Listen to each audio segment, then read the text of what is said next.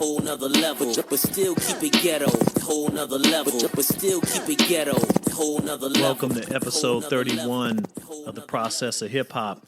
I'm Brian Joseph, writer, blogger at theprocessofhiphop.com, and as always, it's all about the process. In today's interview segment, I'll be talking to Dot Is The Name. Dot is a producer and MC from Rochester, New York. So let's get into it. All the way from Rochester, New York, Dot Is The Name. What's going on, my man? I'm pretty good. How you doing today? Hey, I'm doing great, man. Thank you so much for joining the podcast. No problem. So, Dot, we've talking a little bit, man. I've had a chance to check your music out, but I wanted to start with, can you tell me about your background and how you got interested first in hip hop? I think for me, most of my hip hop started. There was the older stuff, like It Takes Two. And I remember cause I was born in the 80s. Yes. And a lot of that hip hop, I just kind of was just with the music that was at the time and stuff you hear on the radio. But when I really started to get into hip hop is when I heard Dr. Dre. Yes. And it not just the hip hop, but even the music part and the synthesizer sound. And then I was just immersed in how does he make this music? How does he make this sound? Mainly the Chronic album. Yeah. That was my introduction into hip hop. And it was kind of the time West Coast was popping and taking over. So that was my first into hip hop and production was Dr. Dre, Snoop Dogg, and that's when I really, really got into hip hop myself, and I was I love this stuff. So and I asked that question because people many times are they've been fans of hip hop for as long as they can remember. Yeah. But different individuals, kind of the process you just described. Yeah. Something happens and then they become into hip hop. Yeah. Okay. There's a difference between being a consumer and being, I'll say, a technician, someone who actually really dives into it. So That's interesting. And I also find the common experience when I've talked to producers and MCs, there tends to be an iconic album. Right. And what you just described is the same. I've heard people say, I heard Illmatic and that was it. Yep. Or, I heard Boogie Down Productions, The Blueprint, or Jay-Z's The Blueprint. So it's always interesting how there's typically an iconic album or an artist that just inspires them. Absolutely. So you mentioned the Chronic, and now with you being, though, you are a producer and an MC. Well, when you got into that, did you decide right then, I'm going to do both? I mean, what was it about it that led you to wanting to do both?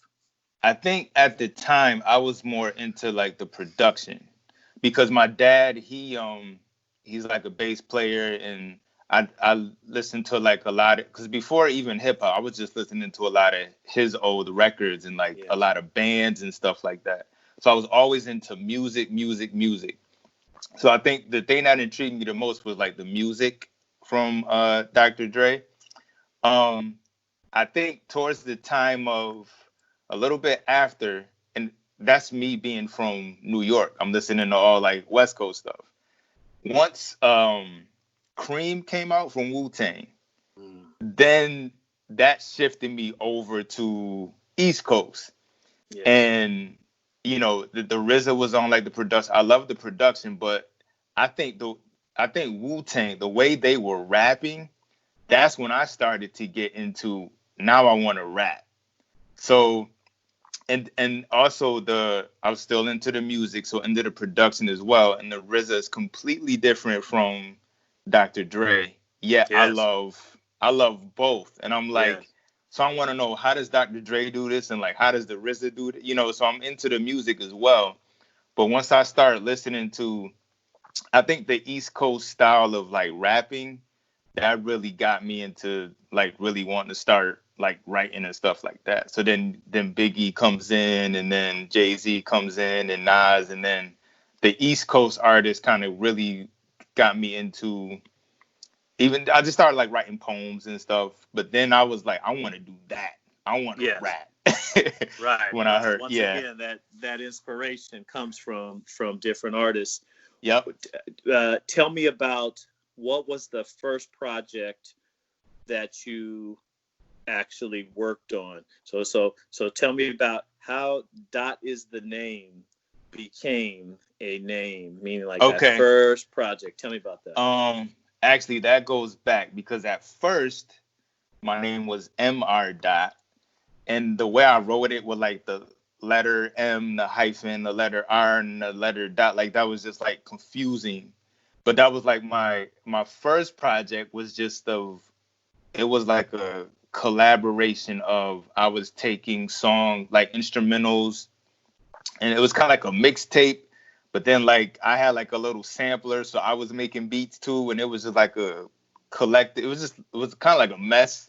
But you know, this is my first time, and I'm doing all this stuff, and I made like a whole bunch of projects like under like that Mr. Dot name.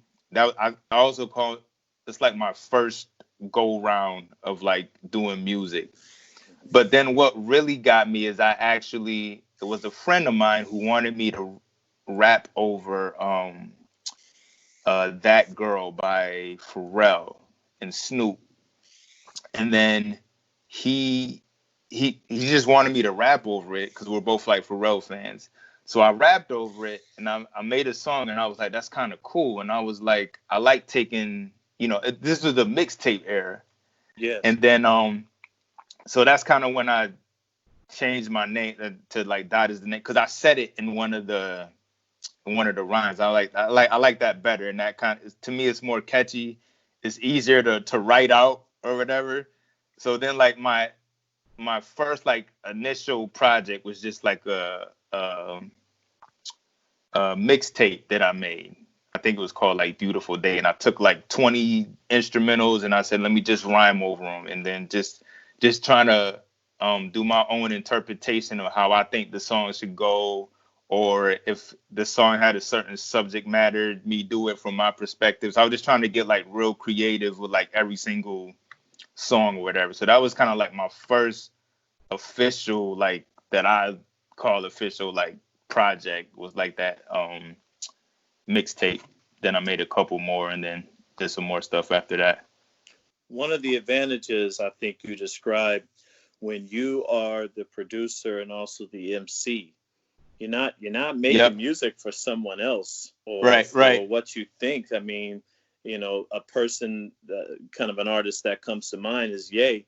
He in his early years, it was like he's making music, but then he was also secretly almost kind of rhyming over his music before people realize that he actually is an MC. I think it's an advantage, because when I've talked to MCs and they'll say, I don't write anything until I hear the track, right, and then I write. And then when I talk to producers, they're saying, I create something and I may have somebody in mind. Right. But when you're doing everything, that process is all happening internal. You're making it and you're thinking about yourself. And so, but let me ask you, in terms of, do you produce for other artists, and what was the transition like to producing for yourself to producing for other artists? Yeah, actually, it's so funny because like everything you mentioned is like a different era in my life. So there was like the era of like I was producing and I had like a sampler, but then once I got a computer, then I could make like more beats, and you could do a lot more like with the computer than just a sampler.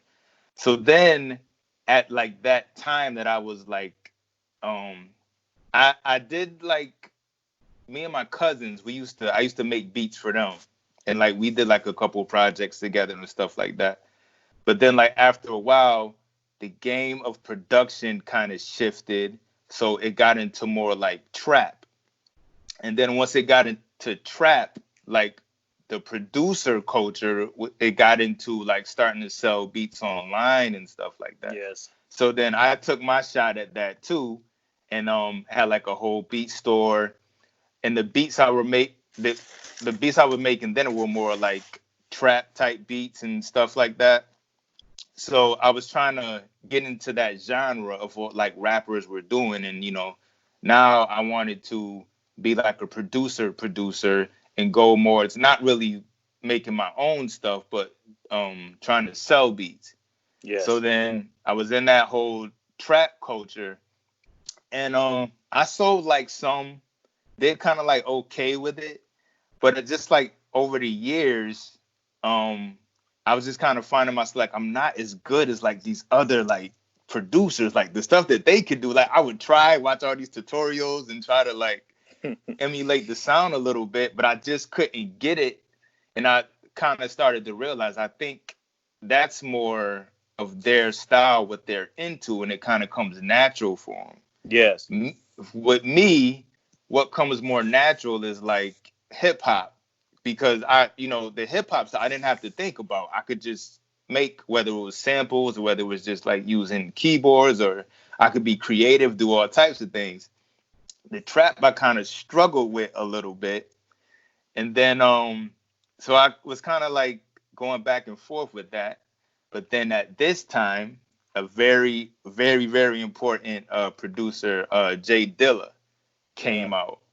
And I remember that time period when he had those beat tapes, and everybody was just trying to get like those beat tapes, and I read, because I was then like it was like the internet era, so you kind of would go on and try to find stuff on like these little illegal sites or whatever, and just trying to find. So he got me back into like, okay, this is what I do. Like, give me a sampler, give me some samples, and let me like make this, the type of music that I kind of started with. So then I was doing like more like sample based stuff, and I kind of got away from like the trap stuff. Yes. And like more recently now, I find one of my strengths is like doing like beat tapes. Just making like a bunch of beats, maybe like a minute, 2 minutes long or whatever, just like making 20 and just stacking them on like a project or whatever. And I find like now, like that's more of my comfort zone, and I'm like cool with that. Like I'm not. So I kind of like transitioned out of trying to sell beats to artists and stuff like that, but more just making beats that people would just want to listen to. Just like I would just sit there and listen to like Dilla instrumentals all day. Yes. So very easy. I tried to, yeah, like, and it was just like incredible. The stuff he was, even it's only like a minute long, but the emotion that you get in that 1 minute is just crazy. So I was like, I'm trying to now more trying to create the same type of deal with that. I do like a lot of instrumental projects now, and I try to do like try to come up with different themes for them, and just to make it like interesting, give myself like some kind of limitation, and then just try to do what I can, like in with the certain guidelines that I set for myself, just to make it interesting. But I actually did I came out with like 5 projects this year just off of music that I've like collected, they've just been making, and just like on my hard drive, I'm just like, let me start putting this, because I was like, now I'm getting to the point where I just got a whole bunch of music and I'm the only one listening to it. Yeah, right. So now with like DistroKid and stuff like that, I'm like, just put this stuff out. If somebody listen to it, they do. If they don't, they don't. But just put it out and then see what happens. And that's what a lot of those beats and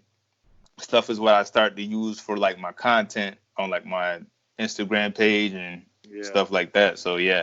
And we were talking about that before the interview, man. You on your page. I feel like I am there with you as you're kind of you're developing it, and then you're also kind of I'll say you're showcasing it, but it's almost as if you're playing it, and like I'm gonna just play it. Let me see. Yeah. Let me see what Yeah. the feedback is. Yeah. You know, and I think that's not always a process you see with you know with every producer.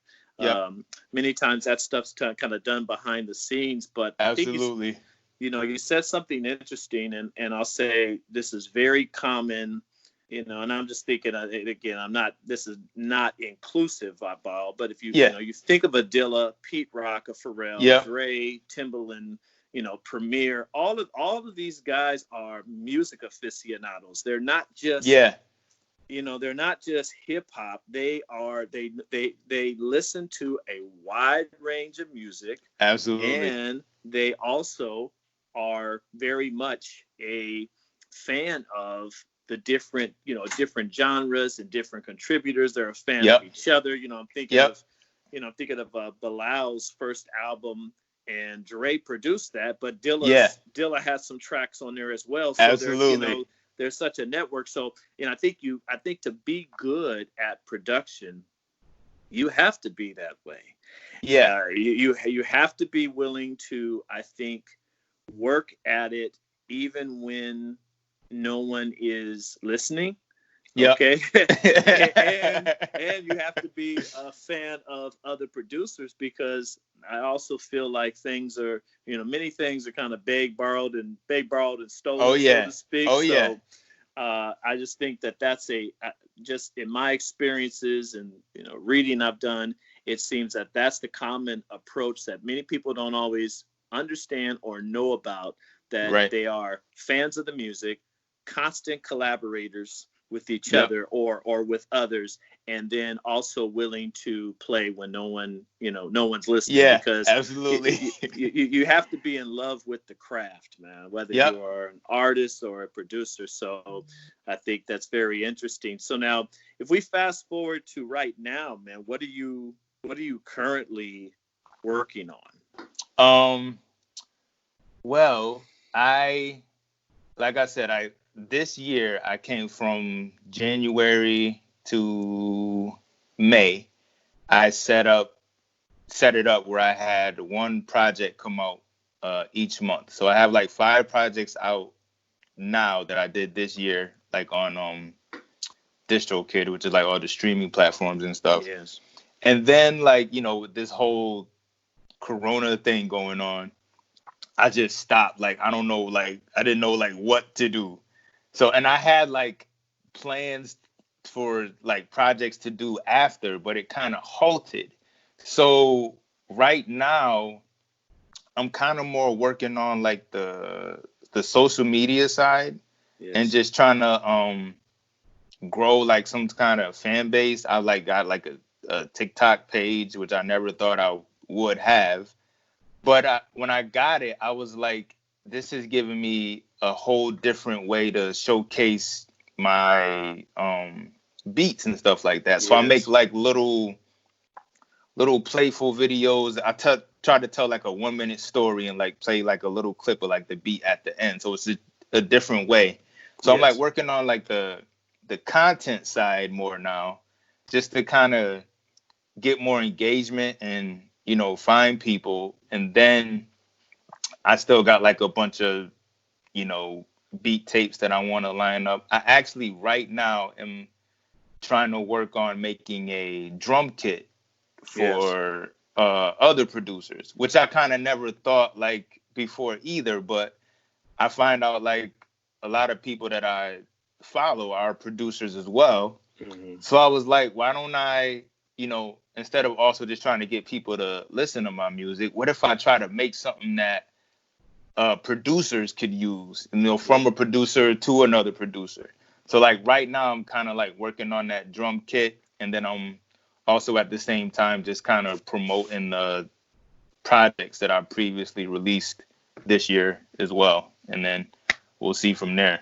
Yeah, and it's interesting because this coronavirus situation, man, Yeah. I always feel like I think your artists that are wise have used this as a time to stay in the lab and get busy. You know, you can stay at home depressed and, you know, right. and I don't want to do this and I need to get out. Or you can take it as well, I'm going to spend some time polishing my craft and really working on, my passions and what I really love. So that's interesting. Do you see yourself, describe where you would like to be 2 to 3 years from now, man? I kind of remember, like a while ago, I had it in my phone, like a goal. Like I wanted to, because there's a producer named Hudson, I think it's Hudson Mohawk, and I seen him playing at a festival, and he was playing, like, he's a producer and he plays like a bunch of instrumentals, and like people were going crazy, and I was like, wow, he's not singing, he's not rapping, he's just playing his beats or something like that. So I'm kind of working on is there's different types of music that I want to make also, because I want to like branch out. And as you get older, you just kind of get into more with production, like maybe not just using samplers or using samples or just using keyboards or using like different sounds. I kind of want to make like more different type of music that I could play in like a stadium or something like that, and like get maybe different people from like other genres, or because I like EDM music, house music, the same, and I also like the reaction and like the stuff that the crowds and like that festival type of feel that you can have just like as a producer or a DJ too. So I think in like years, I kind of want to develop more skills with just in music, and kind of expand my production into like other genres.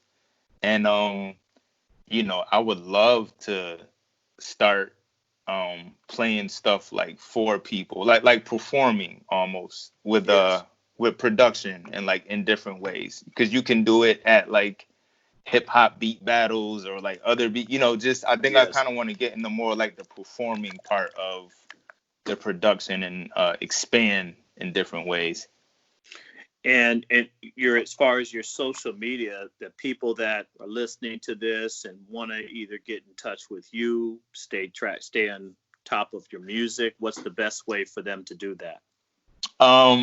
Pretty much everything is Dot is the name. Like my Instagram is Dot is the name. My YouTube is Dot is the name.